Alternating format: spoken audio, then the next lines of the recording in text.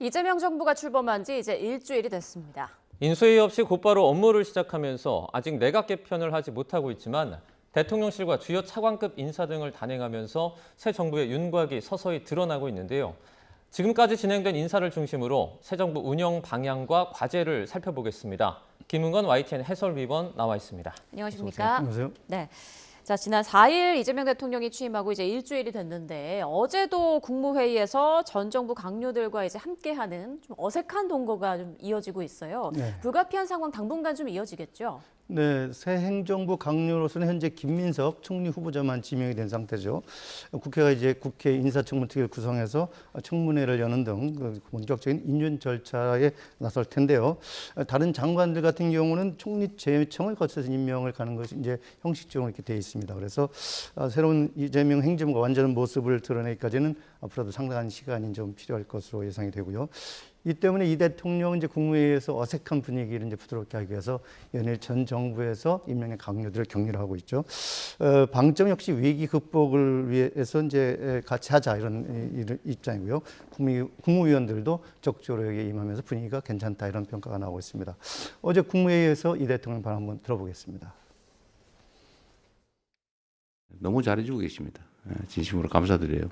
약간 불안정한 시기이긴 하지만 그래도 우리 국민들 지켜보시는 분들도 많고 또 최근에 여러 가지 상황들이 좀 많이 개선되고 있어서 여러분들의 다 노력과 헌신 덕분이라고 생각합니다. 네, 그런데 어제 국무회의에서는 내란 특검법을 비롯해서 이전 정부와 관련된 특검법 3개가 이제 통과되지 않았습니까? 네. 전 정부에서 임명이 됐던 국무위원들의 반발도 만만치 않을 것 같은데요. 네, 통상적으로 국무회의는 오전 중에 10시에 이제 개최가 되죠. 그래서 보통 오전 중에 이제 회의가 마무리되고 발표가 다 되는데 네. 어제 같은 경우는 점심시간이 지나고 오후 2시가 다 돼서야 이제 3대 특검법안이 의결됐다는 소식이 전해졌습니다. 중간에 이제 시진핑 중국 국가주석과 통화가 있었고 또 점심시간도 있었기 때문에 일본 좀 그걸 고려하더라도 2시 정도면 상당히 늦어진 거죠. 네. 실제로 이제 3대 특검법을 놓고 이 대통령과 국무위원들 사이에 상당한 의견 교환이 이루어진 것으로 전해지고 있습니다.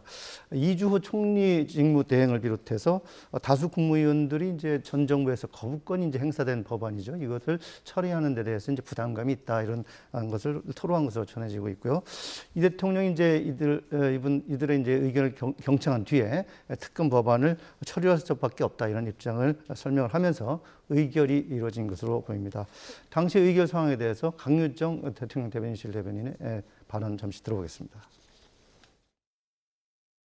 이재명 대통령은 전 정부에서 이미 여러 차례 거부권이 행사된 특검법이라는 점에서 현재 내각 구성원들의 의견을 충분히 수렴해 심의를 거쳤으며 이에 의결에 이르렀습니다. 네, 그런데 일부 장차관 등 고위공직자들은 국민 추천제로 임명하기로 했다라고 하는데 네. 아까 얘기 들어보니까 뭐 첫날에 10,000건 넘게 추천이 들어왔다고 하더라고요. 네. 구체적으로 어떻게 뽑겠다는 건가요? 네, 사실 국민추천제가 이번에 처음 도입되는 건 아닙니다. 이전에도 진보 성향 정부에서 도입이 됐었는데 실질적으로 뚜렷한 성과는 내지를 못했습니다. 이번에는 이제 취임 초부터 곧바로 이제 실행에 옮기겠다는 의지를 내비친 건데요. 장차관과 공공기관장, 대통령이 임명하는 고위공직자가 대상인데 일주일 동안에 인사혁신처 관련 홈페이지나 또는 이 대통령의 SNS 등의 이제 쪽지 등을 보내서 국민 누구나 고위공직자를 추천을 할 수가 있습니다. 그리고 이 대통령도 이와 관련해서 이제 SNS를 통해서 국민이 국가 운영의 주체가 돼서 주도권을 행사하는 데 의미가 있다면서 적극적인 참여를 독려하기도 했죠. 강유정 대변인 설명 다시 한번 들어보겠습니다. 국민 여러분의 집단 지성을 적극적으로 활용해서 국민을 위해 진정성 있게 일하는 진짜 인재를 널리 발굴하겠습니다.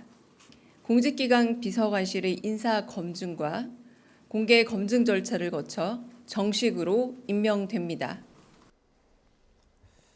네, 그런데 과거 정부에서도 이를 이제 시도했다가 그다음에 제대로 성과를 내지 못했던 그런 사례가 있었는데 네. 좀 이유가 있었을 것 같은데요. 일단 국민추천제는 국민 주권 정부라는 이재명 정부의 그 방향성을 이제 잘 보여주는 거죠. 그래서 투명하고 공정한 인사 추천으로 국민을 섬기겠다 이런 뜻을 담은 것이고요. 네. 특히 국민의 효능감을 높이겠다 이런 이제 이 대통령의 국정 운영 방침 원칙에도 부합한다는 설명을 하고 있습니다. 그런데 이게 자칫 이제 보여주기식 공약 행정으로 흐를 수가 있고요. 그리고 이제 실질적인 성과를 거두기 어렵다 이런 지적이 나오고 있습니다. 과거 정부에서도 이제 국민 추천 인사를 추천을 받았는데 주요 직책에는 기용하지 못하는 그런 한계를 드러냈었죠. 또 논란이 있는 인물에 대해서 인사청문회는 검증을 회피하는 또 수단이 될 수도 있다 이런 지적도 있고 국민이 추천한 인물인 만큼 추후에 책임 소재가 불분명하다 이런 지적도 있습니다. 과연 이 제도가 앞으로 어떻게 진행될지 좀 더 지켜봐야 될 것 같습니다. 예. 자, 그리고 장관 인사를 아직 안 했는데 그런데 일부 경제와 안보부처의 차관급 인사가 단행되지 않았습니까? 이건 어떻게 봐야 되나요?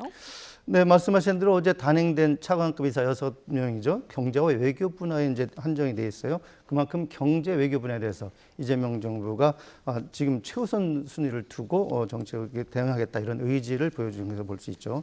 특히 당장 이제 미국발 관세 충격 내수 침체 그리고 대내외 복합 위기를 이제 극복하기 위해서 가장 먼저 두 분야 인선에 나선 걸로 예상 보입니다. 그리고 먼저 이제 설명을 해보면 기획재정부 1차관과 2차관에는 이형일 통계청장과 임기근 조당청장 임명이 됐는데 역시 IMF 위기 대응 경험을 갖고 있었고요. 그리고 국제적인 감각 그리고 기재부 예산의 이제 전문가 이런 걸 평가를 해서 발탁을 했다는 설명이 있습니다. 그리고 외교부 1차관에도 이제 대미 외교 경험을 중시해서 박윤주 준 아세안 대표부 공사 그리고 2차관에는 유엔 사무총장 직속의 군축 자문위원을 지낸 김진아 한국외대 교수가 임명이 됐죠.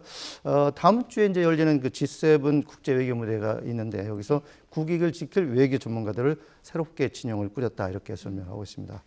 이 밖에도 이제 문신학 산자부 1차관 그리고 여한구 산자부 통상교섭본부장 임명이 됐는데 역시 앞으로 강화될 이제 에너지 정책에 대해서 소통을 강화를 하고 대미 관세 협상 등을 고려한 인선으로 풀이가 됩니다. 네, 이 취임 당일에 또 지명이 된 김민석 총리 후보자에 대한 인사청문 요청서가 어제 국회로 송부가 됐는데요. 네. 김 후보자가 이제 잇따라 기자들을 만나면서 포부를 좀 밝힌 것 같아요. 네, 그렇습니다. 먼저 지난 5일이죠. 그 지명 다음 날 이제 기자들 앞에 처음 이제 나서서 발언을 했는데 현재 지금 상황은 제2의 IMF 같은 어려운 상황이다. 그래서 민생과 뭐 첫째도 둘째도 셋째도 민생 여기에 중점을 더 국정으로 하겠다 이렇게 강조를 했고요. 그리고 이제 앞으로 이제 대통령과 총리실의 관계에 대해서도 이제 얘기를 했는데 어떤 권한, 실권 이런 표현은 적절하지 않다. 그리고 이 대통령과 국정 방향에 대해서 200% 마음이 같다 이런 식으로 해서 자세를 낮추기도 했습니다. 그리고 어제 첫 기자 간담회가 열렸는데 여기서는 이제 자신이 이제 반미주의자다 이런 이제 공세가 최근에 있었는데 이것을 반박하는 데 이제 좀 많은 부분을 공을 들였죠. 자신이 이제 그 가담했던 1985년에 주한 미국 문화원 점거농성에 대해서 80년 광주민주화운동을 세계에 알린 의미도 있다 이렇게 설명을 했고 또 자신이 하버드 대학교도 나왔고 또 미국 변호사 자격도 받았다면서 이제 반미주의가 아니다 이렇게 강조를 했습니다. 김 후보자의 말 잠시 한번 들어보겠습니다. 제가 뭐 여러 가지 차원에서 한국 정부의 국무총리로서 앞으로 역할을 해나가는 것은 아마 한미 관계를 풀어가는 데 있어서 일정한 기여로 작동하지 않을까 이렇게 보고 있습니다. 네, 그리고 지난 휴일에는 국정원장과 안보실장 그리고 주요 수석급 인사들도 임명이 됐는데 이 가운데 오광수 민정수석을 둘러싼 논란이 이어지더라고요. 지금 네. 어떤 의혹인가요? 네, 먼저 논란의 핵심은 이제 지난 2005년쯤이죠. 오광수 민정수석 부인이 오수석 친구 A 씨에게서 이제 경기도 화성에 있는 이제 토지와 건물들을 이제 팔았습니다. 팔았는데 사실은 그 A 씨가 바로 돌려주기로 하고서 쓴 부동산 명의 신탁을 했다는 겁니다. 그래서 이후에 이제 2020년부터 이 부인과 A 씨가 소송을 벌이면서 이제 땅의 실소유주가 이제 자신하고 주장한 것이 드러난 거죠. 결국 이것은 이제 부동산 실명법에 위반된다는 지적을 받고 있고요. 그리고 이제 지난 2012년부터는 이제 오 수석이 검사장으로 승진을 했는데 이때 부동산을 이제 재산 공개 대상에서 누락을 했죠. 당연히 자기 명의가 아니니까. 그래서 이것도 역시 실제로는 자기 땅이기 때문에 공직자윤리법에도 저촉된다는 의혹이 제기가 된 겁니다. 오 수석에 대해서 이제 송구하고 부끄럽다 이런 입장을 밝히면서 기존에 살던 주택이 이제 처분되지 않아서 이제 다주택자가 되는 걸 피하기 위해서 이제 지인에게 맡겼다 이런 사당이 나타나는 식으로 이제 설명을 하는 것으로 알려지고 있습니다. 네. 오광수 수석이 직접 사과를 하긴 했는데 앞으로 논란은 좀 어떻게 진행될 것 같으세요? 네, 일단 현재 대통령실 분위기는 오광수 민정수석을 당장 뭐 교체하든가 이런 분위기는 아닌 걸로 보입니다. 오 수석도 이제 문제가 있다는 것을 이제 사실상 시인하면서도 앞으로 이제 더욱 성찰하는 삶을 살겠다 이렇게 하면서 업무를 계속 수행할 의사를 밝히고 있죠. 하지만 그 국민의힘 그리고 일부 시민단체에서는 이제 오광수 수석이 이제 차명 부동산 또 그리고 다시 제기된 차명 대출 의혹도 이제 제기되고 있으면서 이런 의혹에 대해 당사자는 사퇴하라 이렇게 요구를 하고 있죠. 이와 관련해서 이제 아직 대통령실은 별다른 입장을 내놓지는 않고 있습니다. 본인의 밝힌 입장으로 이제 가름하겠다 이렇게 하면서 논란이 이제 사전에 이걸 파악했는지 이 부분도 아직은 이제 어떤 입장인지 얘기를 하지 않고 있죠. 결국 이제 민정수석이라는 자리가 공직자 비리를 이제 감시하고 사정기관을 감독하는 그런 역할을 하고 있죠.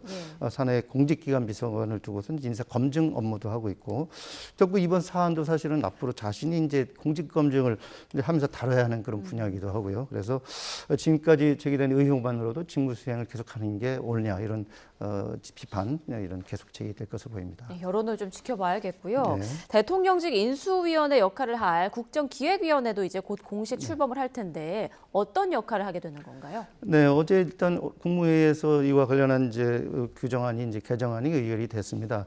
이제 인수위가 없는 만큼 이제 그걸 대체하는 역할이라고 보면 되는데, 2017년에도 이제 인수위 없이 출범했던 문재인 정부 당시에 활동했던 국정기획자문위원회가 활동을 했었죠. 그때 당시에는 위원수가 30명이었는데 이번에 55명까지로 2배 가까이 늘어났고 존속 기한도 이제 10일 더 늘어나서 60일로 연장이 됐습니다. 그리고 이제 앞서서 이제 대통령이 그 국정기획위원장에는 이한주 민주연구원장을 임명을 했는데, 이 대통령의 핵심 정책 참모로 활동할 만큼 이 대통령이 약속한 정책을 앞으로 구체적으로 국정운영에 반영할 것으로 예상이 됩니다. 이제 다음 주에 이제 광화문에 사무실 마련했고 다음 주 월요일쯤에 이제 위원회가 출범할 예정이라고 이렇게 밝혔는데, 앞으로 경제와 사회 그리고 정치 외교 분야 이런 7개 분야로 나눠서 국정과제를 이제 수립할 계획이고요. 그리고 이제 국정기획가 또 할 하나의 중요한 역할은 정부 조직 개편도 이제 앞으로 이제 작업을 해야 되는데, 기획재정부의 예산 편성 기능을 떼어내는 방안, 그리고 기후 에너지 신설이나 여성가족부를 성평등 가족부로 확대 개편한 방안 이런 것들도 이제 추진하고 올 것으로 보이는데, 앞으로 이를 토대로 해서 이제 새 정부 조각자와 본격화될 것으로 보입니다. 네, 모든 게 좀 순조롭게 이루어지길 기대해 보겠고요. 지금까지 김은건 YTN 해설위원과 함께 전국 상황 짚어봤습니다. 고맙습니다. 고맙습니다.